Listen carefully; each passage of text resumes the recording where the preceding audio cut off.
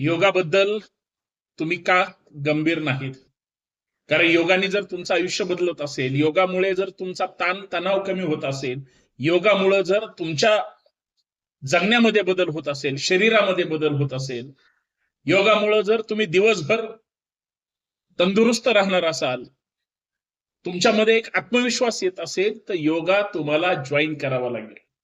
वेगवेगळी असणे तुम्हाला दिवसातला सकाळचा साधारणतः 1-1.5 तास तुम्हाला द्यायचा आहे, परंतु तुमच्यातला बदल हा तुम्ही घडू शकणार आहे, दुसरे बदल घडवणार नाहीत.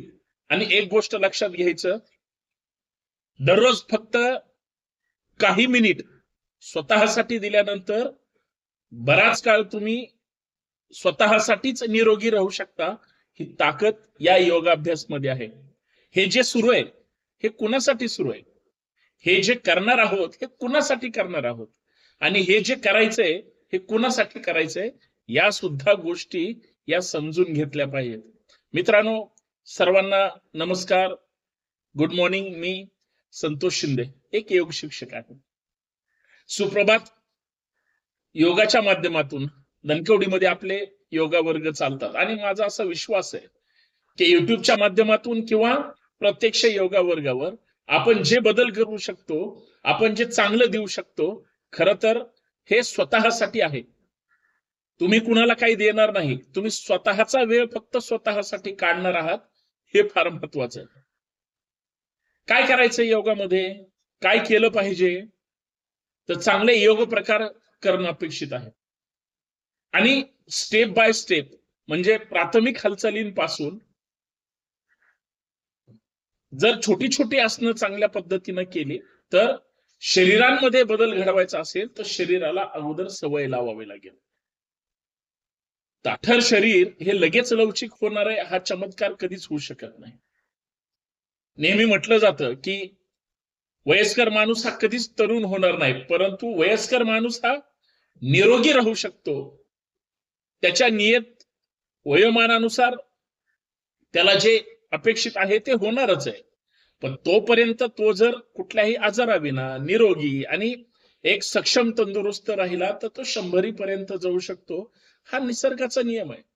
परंतु हे सगळं प्रॅक्टिकली डेमॉन्स्ट्रेशन जर करायचं असेल तर त्यासाठी स्वतःला तसा वेळ देणं, स्वतःनी तसा वेळ काढणं आणि स्वतःची काळजी घेऊन स्वतः त्याच्यामध्ये काम करणं, उतरणं हे फार गरजेचं आहे, असं माझं प्रामाणिक आणि स्पष्ट मत आहे.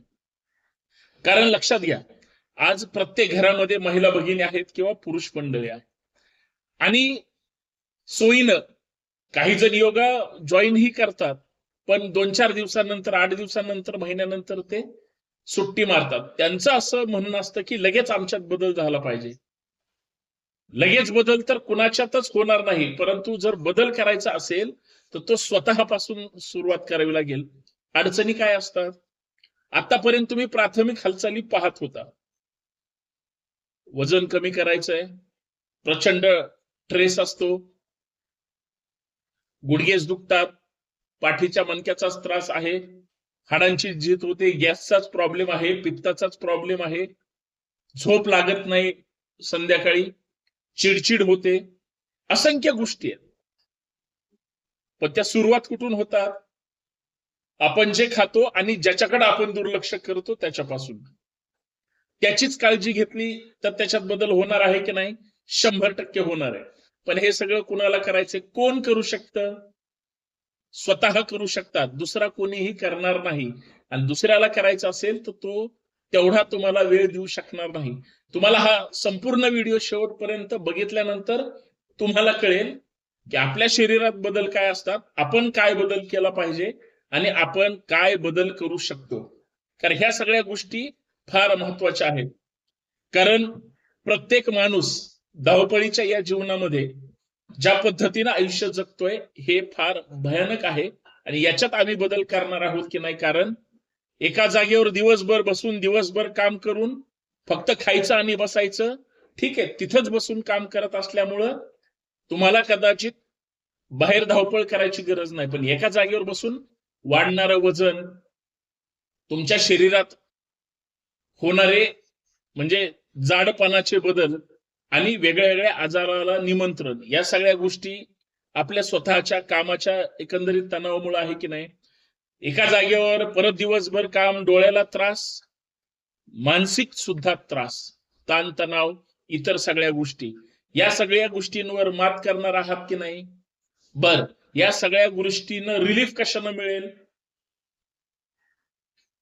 कामाचा ताण, वाढणाऱ्या वजनाचा ताण, वजन कमी कसं करायचं वगैरे वगैरे याचा ताण, चिडचिड, छोट्या छोट्या गोष्टीवरून वाद, या सगळ्या गोष्टीचा परिणाम कधीच दुसऱ्यावर होत नसतो.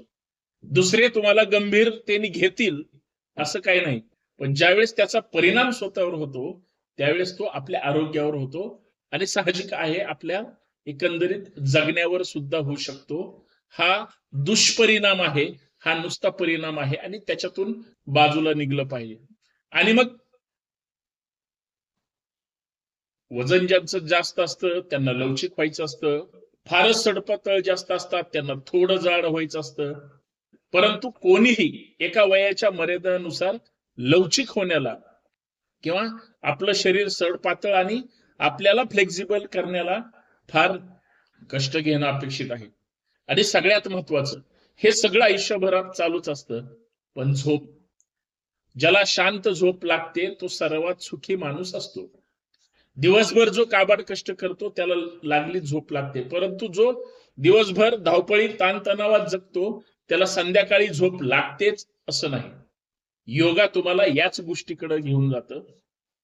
शरीराला अपेक्षित आराम, चांगलं फिरणं किंवा चांगलं खाणं आणि इतर शारीरिक मानसिक समाधान, या सगळ्या गोष्टीला जर तुम्हाला कुठं शोधायचं असेल तर या वेगळ्या वेगळ्या योग प्रकारामध्ये तुम्हाला ते अपेक्षित आहे आणि तुम्हाला या गोष्टी करणं फार गरजेचं आहे. परंतु त्याची सुरुवात तुम्हाला दुसऱ्याकडून कुणाकडून होणार नाही, तर ती स्वतःकडून करावी लागेल. म्हणून स्वतःकडे लक्ष देणं अपेक्षित आहे, शरीराकडे लक्ष देणं अपेक्षित आहे, आपल्या खाण्याकडे लक्ष देणं अपेक्षित आहे, स्वतःला वेळ देणं अपेक्षित आहे, स्वतःसाठी वेळ काढणं अपेक्षित आहे, चांगल्या गोष्टी पाहणं, ऐकणं किंवा वाचणं अपेक्षित आहे.